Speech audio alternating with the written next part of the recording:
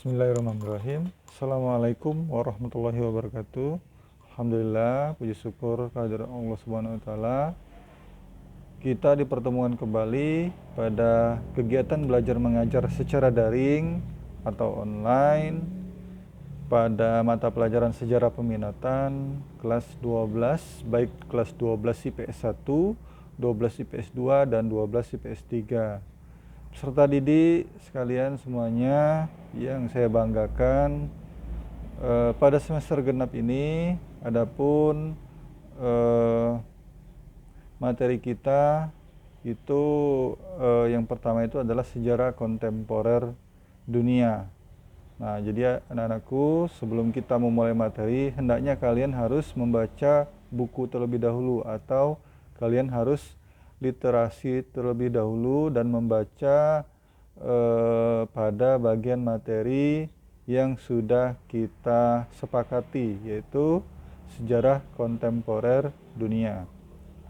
Nah, langsung saja kita ke materi, tapi sebelum itu kalian harus mengisi absensi terlebih dahulu atau kehadiran pada hari Kamis tanggal 7 bulan Januari tahun 2021 ini. Ya, silakan diklik dulu absensinya. Anak-anakku, baik, kita langsung ke materi saja.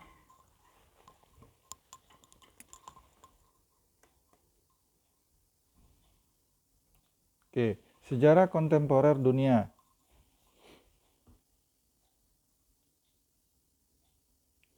Kita yang pertama bahas yaitu cikal bakal munculnya apartheid. Nah, apartheid ini adalah sistem pemisahan ras yang diberlakukan di Republik Afrika Selatan. Ini dimulai dari kurun waktu 1948 hingga 1993. Nah, dari sisi etimologis, apartheid ini berasal dari bahasa Afrika yang mengandung arti terpisah. Nah, di sini bisa kalian lihat pada gambar pada tahun 1652 Belanda tiba di Afrika Selatan dan mendirikan Tanjung Harapan. Nah, para pemukiman Belanda itu dikenal dengan nama kaum Boer. Kemudian ketika emas ditemukan tanah-tanah kesukuan pada tahun 1795, ini pasukan Inggris merebut kendali atas koloni Tanjung Harapan itu. Nah, para pemukiman Belanda berjuang mempertahankan dan merebut kekuasaan atas wilayah mereka yang melahirkan Perang Anglo-Boer pertama tahun 1880 sampai 1881. Nah, kemudian terjadi juga Perang Anglo-Boer yaitu kedua, yaitu tahun 1859-1902. Nah, dalam perjanjian damai itu kaum Boer atau kaum Belanda kehilangan kekuasaannya sehingga Inggris mempertahankan dominasinya di Afrika Selatan sehingga muncullah serta menghapus perbudakan.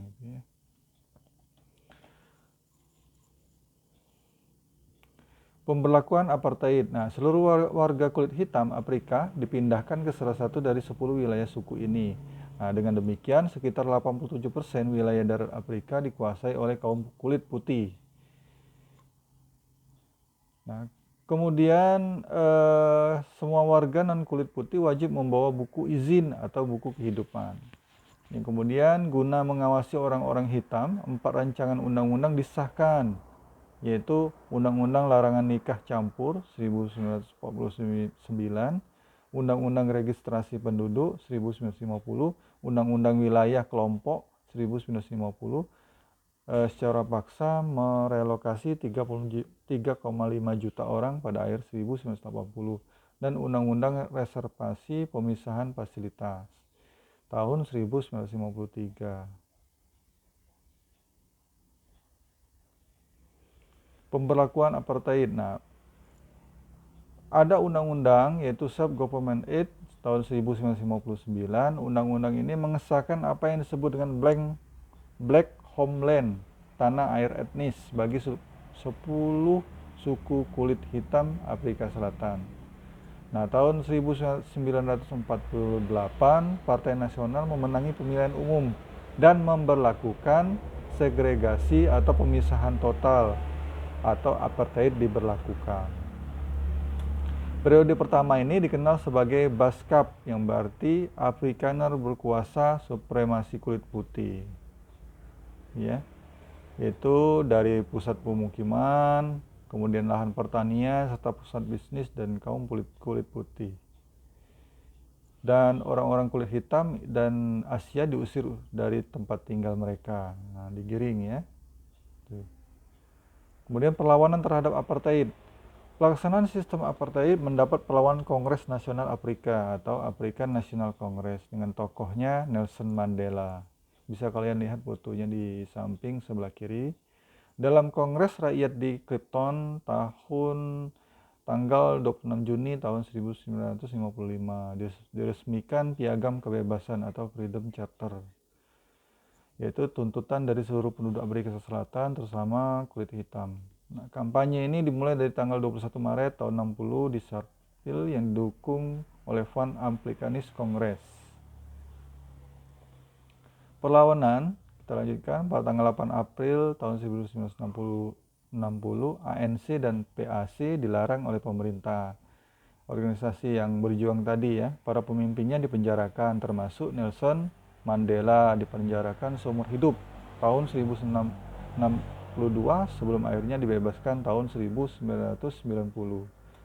Tahun 1983, 600 organisasi Afrika Selatan bersama-sama membentuk Front Demokratis Bersatu mendukung piagam kebebasan, menuntut dihapuskannya Homeland tadi. Nah, perlawanan bisa kita lihat kembali tahun 1983, 600 organisasi tadi membentuk Front Demokratis Bersatu, kemudian menghilangkan istilah Homeland. Selanjutnya pemerintah apartheid menyatakan keadaan darurat 1986. Tanggapan dari sana ya, 5.000 tentara disebar untuk melarang, menangkap dan menahan puluhan ribu orang Afrika Selatan. Kemudian negara asing mulai menarik transaksi bisnis atas kejadian itu ya, perdagangan, investasi menjelang akhir tahun 80-an. Akibatnya Afrika Selatan mengalami depresi ekonomi. Masih tentang perlawanan, Partai Nasional Frederick Willem de Klerk menjadi Perdana Menteri dan membebaskan banyak tahanan politik kulit hitam. Nah, tahanan politik ini dibebaskan termasuk Nelson Mandela. Kemudian apartheid resmi tahun 1994, Nelson Mandela terpilih menjadi presiden. Nah, ini bendera Afrika Selatan ya.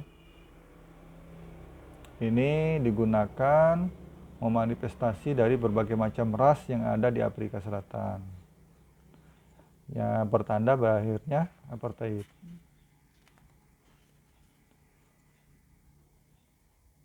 Kemudian runtuhnya Uni Soviet.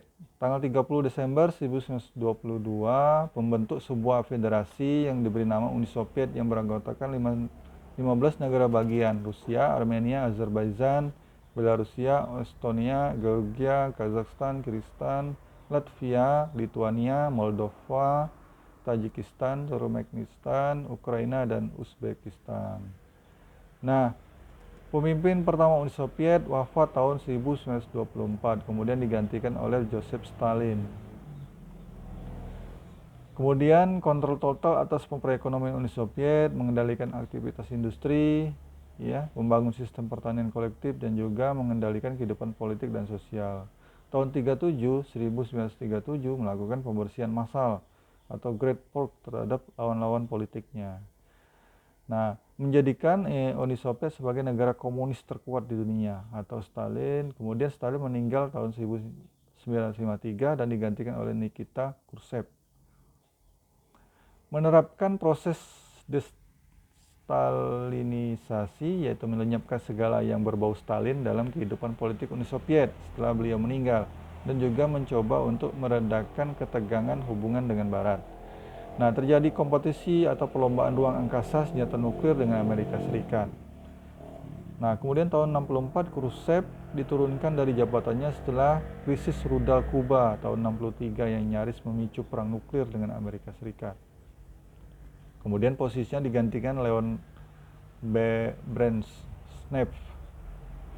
Selanjutnya, Uni Soviet dan negara Pakta Warsawa menginvasi Cekoslovakia ya, guna mencegah meluasnya reformasi musim semi Praha.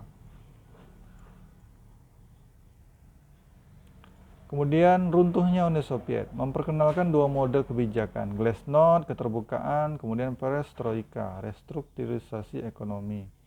Nah, tahun 87 Gorbachev menyerukan demokratisasi dengan memperkenalkan unsur demokrasi di Uni Soviet seperti pemilihan umum. Kemudian tahun 90, 15 Maret tahun 90, Gorbachev terpilih sebagai Presiden Uni Soviet yang pertama, sehingga menjabat sampai tahun 1991. Faktor penyebabnya runtuhnya Uni Soviet. Yang pertama itu sistem Marxisme komunisme ternyata tidak memiliki kontrol efektif ya. Dua, Marxisme tidak atau komunisme tidak memiliki kelenturan menghadapi perubahan. Yang ketiga, perubahan sistem pemerintahan dari sentralisasi ke desentralisasi telah memberi peluang negara-negara bagian untuk melepaskan diri. Keempat, sistem ekonomi pasar telah mengundang masuknya liberalisme dan kapitalisme. Yang kelima, kaum buruh yang merupakan andalan Marxisme ternyata lebih memihak kapitalisme. Kemudian tanggal 25 Desember tahun 91 Gorbachev meletakkan jabatan ya. Kemudian digantikan oleh Boris Yeltsin.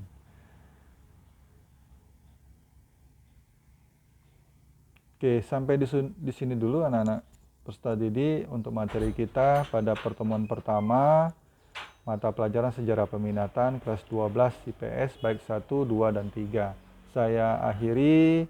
Wabillahi taufik wal hidayah. Wassalamualaikum warahmatullahi wabarakatuh.